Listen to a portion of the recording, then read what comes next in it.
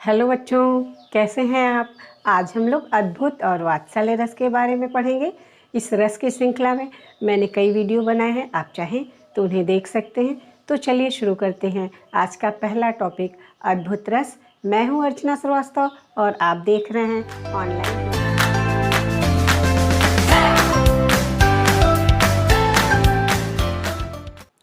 अद्भुत रस, देखिए अद्भुत रस से के शब्द से ही समझ में आ रहा है अद्भुत यानी आश्चर्यजनक कोई चीज़। जब किसी कविता के द्वारा, किसी नाटक के द्वारा किसी अद्भुत बात का वर्णन किया जाता है कि मन में आश्चर्य हो जाता है, तो वहाँ पे अद्भुत रस होता है। तो चलिए इसकी परिभाषा देखते हैं। किसी आश्चर्यजनक, असाधारण या अलौकिक वस्तु को देखकर हृदय में आश्चर्य घर कर लेता है, ऐसी अवस्था में वर्णन करने पर अद्भुत रस प्रकट होता है। जैसा कि स्पष्ट हो ही रहा है कि जब कोई किसी कविता में किसी आश्चर्यजनक चीज़ का वर्णन किया जाए तो वहाँ अद्भुत रस होता है। तो चलिए इसका उदाहरण भी देखते हैं। गोपों से अपमान जान अपना क्रोधांध होकर तभी की वर्षा वज्र इंद्र ने सलिल से चाहा डुबाना सभी। यूं ऐसा गिरिराज आज कर से ऊंचा उठाकर अहो, जाना था किसने कि गोप शिशु ये रक्षा करेगा अहो। देखिए यहाँ पे उस समय का वर्णन है जब इंद्र ने नाराज होकर वर्षा करके पूरे ब्रज गांव को डुबा देना चाहा कि क्योंकि लोग उनकी पूजा करना भूल गए थे, तो वो चाहते थे कि मैं यहाँ के लोगों को इतनी ज़्यादा वर्षा कर दूं कि डूब जाएं। तो उसी समय कृष्ण ने जब ऐसा उन्होंने किया और कई दिन तक वर्षा होती रही, तो श्री कृष्ण ने गोवर्धन पर्वत को अपने कानी उंगली यानी छोटी उंगली पर उठा दिया और सारे लोग उसके अंदर आ गए। तो लोगों को बड़ा आश्चर्य हुआ कि ये छोटा सा जो भी शिशु है, अभी पूर्णतः बालक भी नहीं है, वो ऐसा कैसे कर सकता है। आश्चर्य हुआ उन्हें और इस तरह यहाँ पे अद्भुत रस की सृष्टि हो गई। तो देखते हैं कि इसका स्थायी भाव, विभाव आदि क्या है। तो जैसा कि हम सब जानते हैं कि हर रस का स्थायी भाव होता है और वो स्थायी भाव हमें मतलब याद करना होता है, वो हमारे मन में रहते हैं और जब संबंधित कविता हम पढ़ते हैं तो वो स्थायी भाव हमारे अंदर प्रस्फुटित होता है। जैसे अद्भुत रस का स्थायी भाव है आश्चर्य। अगर उससे संबंधित हम कोई कविता पढ़ेंगे तो आश्चर्य स्थायी भाव जो हमारे अंदर सुप्तावस्था में वो जागृत हो जाएगा। फिर दूसरा विभाव के दो पार्ट होते हैं, आलंबन और उद्दीपन। और आलंबन के दो पार्ट होते हैं, आश्रय और विषय। आश्रय का मतलब जिसके अंदर ये स्थायी भाव उत्पन्न होता है, और विषय का अर्थ है जिसके कारण ये भाव उत्पन्न होता है। तो यहाँ पे जो आश्चर्य का भाव गोप, ग्वाले, ब्रज के और नर नारी उनके मन में हो रहा है, तो इसलिए वो आश्रय है। और श्री कृष्ण के कारण हो रहा है क्योंकि उन्होंने अपने उंगली पे उठा दिया है, तो श्री कृष्ण यहाँ पर विषय है। और उद्दीपन क्या है, जो इस भाव को और अधिक बढ़ा दी। तो लोगों का व्याकुल होना और उनके परेशान होना, वर्षा के कारण चारों तरफ से ब्रज का भीगना, ये हुआ उद्दीपन। और अनुभाव, जब उन्होंने श्री कृष्ण ने उठा दिया तो उनके अंदर का क्या भाव हुआ होगा, जैसे आंखें फैल जाना, आश्चर्य के कारण रोमांच हो जाना, गदगद हो जाना, ये क्या हुआ, अनुभाव है। और संचारी भाव क्या है, आवेग, हर्ष, भ्रांति आदि। इस तरह ये चार भाव जो तत्व हैं रस के, इन चारों तत्वों के मिलने से अद्भुत रस की सृष्टि हुई। अब हम लोग दूसरे रस के बारे में चलिए शुरू करते हैं। आज का दूसरा टॉपिक वात्सल्य रस। तो देखिए वात्सल्य, जैसा कि शब्दों से ही पता चलता है कि किसी छोटे बच्चे के प्रति जो स्नेह का भाव है वही वात्सल्य कहा जाता है। तो जब कविता के द्वारा किसी छोटे बच्चे के बारे में प्रेम का जनित भाव हो दर्शाया जाए तो वहाँ पे वात्सल्य रस होता है। चलिए इसकी परिभाषा देख लेते हैं। जब बड़ों के हृदय में बच्चों के प्रति स्नेह भाव, विभाव आदि से पुष्ट होकर अभिव्यक्त होता है, तब वहाँ वात्सल्य रस होता है। समझ में आ गया कि जो बच्चों के अंदर का जो स्नेह भाव है के प्रति जो हमारा स्नेह भाव है, अगर वो विभाव, संचारी भाव आदि से पुष्ट होकर जब अभिव्यक्त होता है तो उसको वहाँ पर वात्सल्य रस होता है। उदाहरण देखते हैं। मैया मैं नहीं माखन खायो, भोर भय गैयन के पाछे, मधुबन मोहि पठायो।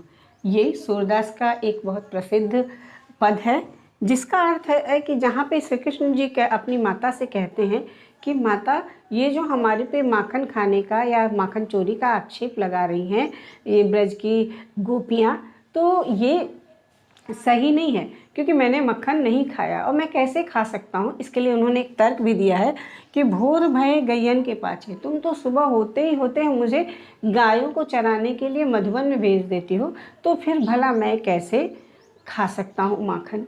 तो देखिए, अब ये श्री कृष्ण के प्रति श्री कृष्ण ने अपनी बात कही और माता को इनके प्रति प्रेम आया, वात्सल्य का भाव आया, तो यहाँ पे वात्सल्य रस की उत्पत्ति हुई। चलिए देखते हैं कि इस उदाहरण में स्थायी भाव, विभाव आदि क्या है।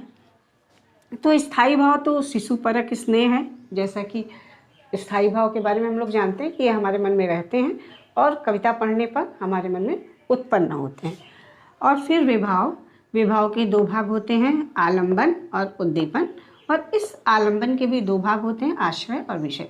जिसके मन में ये भाव, स्थायी भाव उत्पन्न होता है, उसको कहते हैं आश्रय। तो यानी ये भाव तो यशोदा के मन में उत्पन्न हो रहे हैं, तो यशोदा आश्रय। और किसके कारण हो रहे? श्री कृष्ण के कारण हो रहे। तो श्री कृष्ण क्या है? विषय है।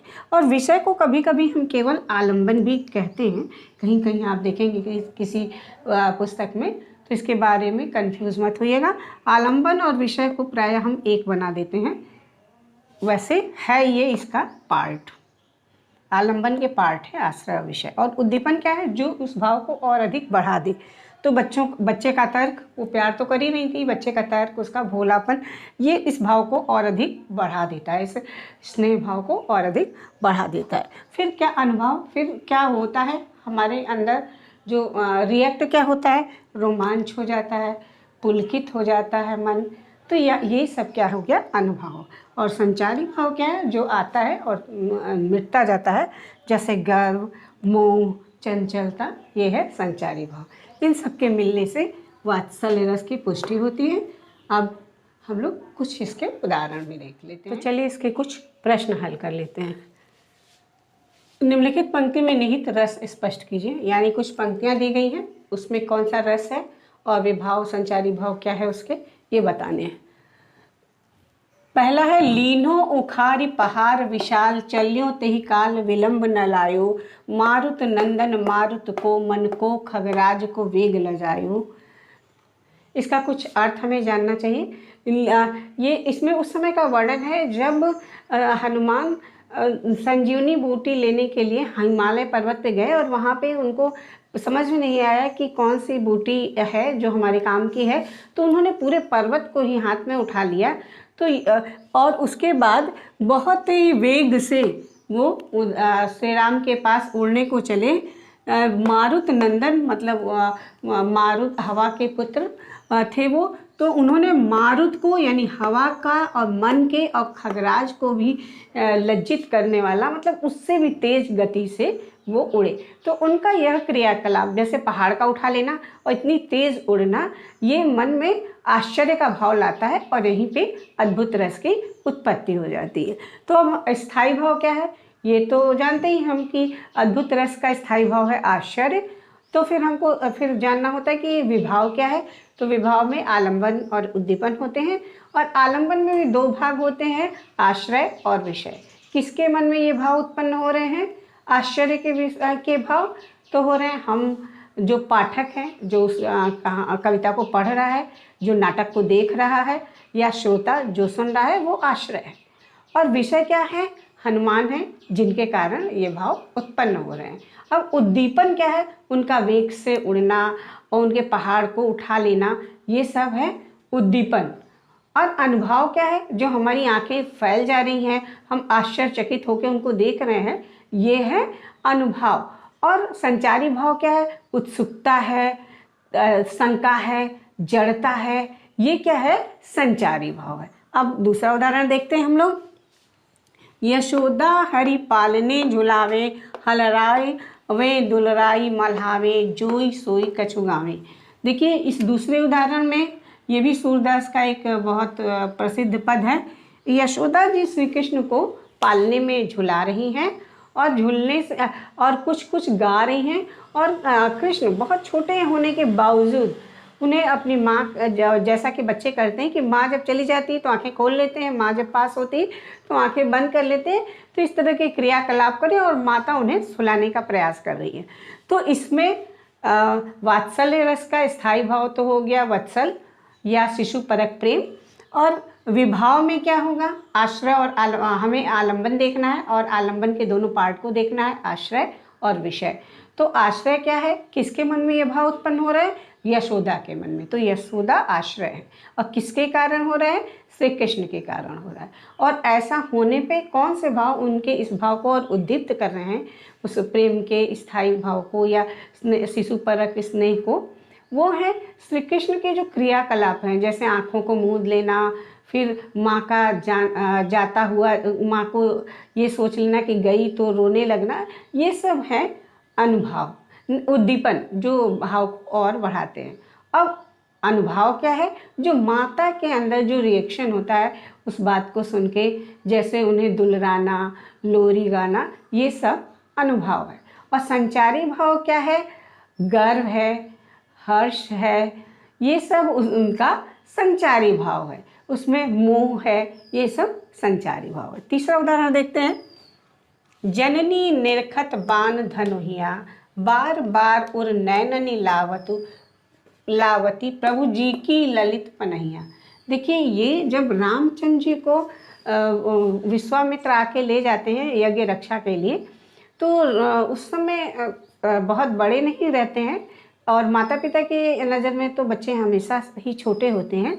तो जब उनके चले जाने पे उनकी माँ कौशल्या हैं, वो राम को याद कर रही हैं, तो वो क्या करती हैं, इसमें उस समय का वर्णन है कि वो उनको याद कर रही हैं, उनके धनुष बाणों को देखकर, छोटे छोटे धनुष बाणों को देखकर उनको याद कर रही हैं, और बार बार उन नैननी लावती, अपने हृदय के पास और नेत्रों के पास उनकी ललित पनहियाँ, मतलब छोटे छोटे जूते जो हैं उनको अपने हृदय से और आँखों से लगा ले रही हैं। तो अब हम देखते हैं कि इसमें स्थायी भाव क्या है। तो हम जानते हैं कि वात्सल्य का स्थायी भाव है शिशु परक स्नेह, तो ये तो ही है, या वत्सल।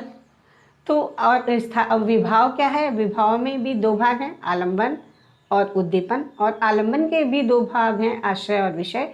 तो आश्रय किसके मन में भाव उत्पन्न हो रहा है, तो कौशल्या के मन में हो रहा है, तो कौशल्या आश्रय है, और किसके कारण हो रहा है, श्री राम के कारण हो रहा है, तो श्री राम इसके विषय हैं। और उद्दीपन क्या है, कौन से उनके इस भाव को कौन सी चीज़ें बढ़ा रही हैं, तो उनके छोटे छोटे जो धनुष बाण और अन्य सामग्री जो दिख रही है, सामान उनके दिख रहे हैं, ये है उद्दीपन। और अनुभाव क्या है, वो क्या कर रही हैं, अपने हृदय से, अपने नेत्रों से उनके उन सामानों को लगा रही हैं, ये है अनुभाव। और संचारी भाव क्या है, उनकी स्मृति है, गर्व है, मोह है, ये है संचारी भाव। इस बारे में मैं आपको एक बात और बता दूं कि इसमें भी दो पक्ष होते हैं, संयोग और वियोग, लेकिन इसको स्पष्ट बताना नहीं होता, ये हमारा कभी प्रश्न नहीं होता। लेकिन ये आपको जानना जरूरी है कि कभी बच्चे से हम दूर होते हैं, कभी बच्चे के पास होते हैं, दोनों ही स्थिति में वात्सल्य रस होता है। तो अब अगला उदाहरण देखते हैं हम लोग। देख यशोदा शिशु के मुख में सकल विश्व की माया, क्षण भर को वह बनी अचेतन, हिल न सकी मृदुकाया। देखिए ये जो है उदाहरण मैंने इसलिए लिया है कि ये वात्सल्य रस का उदाहरण हमें लगता है, लेकिन ये वात्सल्य रस का उदाहरण है नहीं। इसके लिए ये कौन सा रस है, ये जानने के लिए हमें थोड़ा सा इसका अर्थ जानना होगा। देख यशोदा शिशु के मुख में, यशोदा ने जब शिशु अर्थात कृष्ण के मन में सकल विश्व की माया, संपूर्ण विश्व को देखा, तो क्षण भर को वो बनी अचेतन, थोड़ी देर के लिए वो अचेतन हो गई, और उसकी जो काया, उसका शरीर हिल ना सका, स्तब्ध हो गया, जड़ हो गई, चेतन वहीं पर। तो यहाँ पे अब हम देखते हैं, तो ये जो आश्चर्य का भाव आया यशोदा, चूँकि जब मिट्टी खाया उन्होंने तो उन्होंने कृष्ण से कहा मुंह खोलो, मुंह खोलो। जब उन्होंने मुंह खोला श्री कृष्ण ने, तो उसमें उन्हें सारा ब्रह्मांड दिखने लगा, उसमें वो स्वयं को भी देखने लगी, और उसके अंदर वो श्री कृष्ण का खुला हुआ मुख भी देखने लगी, और तो इसलिए बहुत आश्चर्यचकित हो गई। तो यहाँ पे क्या है, अद्भुत रस है। तो पहले अद्भुत रस का स्थायी भाव क्या होता है, आश्चर्य। तो इसका स्थायी भाव है आश्चर्य। अब हम विभाव पे जाते हैं। तो विभाव क्या है, आलंबन विभाव और उद्दीपन विभाव। और आलंबन में भी दो पार्ट होते हैं, आश्रय और विषय। तो आश्रय क्या है, स्वयं यशोदा है, और विषय क्या है, विषय कौन है, श्री कृष्ण है। और उद्दीपन क्या है, जो मुंह में जो तरह तरह के दृश्य बदल रहे हैं, ये भाव उनके मन के भाव को उद्दीप्त करता है। और अनुभाव क्या है, उनके अंदर उत्सुकता, जड़ता, चेतनता, ये जो जड़ हो जाना, ये है अनुभाव। अब आता है कि संचारी भाव क्या है। तो संचारी भाव क्या है, भाव क्या है, विस्मय है, उत्सुकता है, मोह है, गर्व है, ये संचारी भाव। इस तरह ये चारों रस के बारे में मैंने आपको बताया। आप पढ़ते रहिए, प्रैक्टिस करिए। All the best.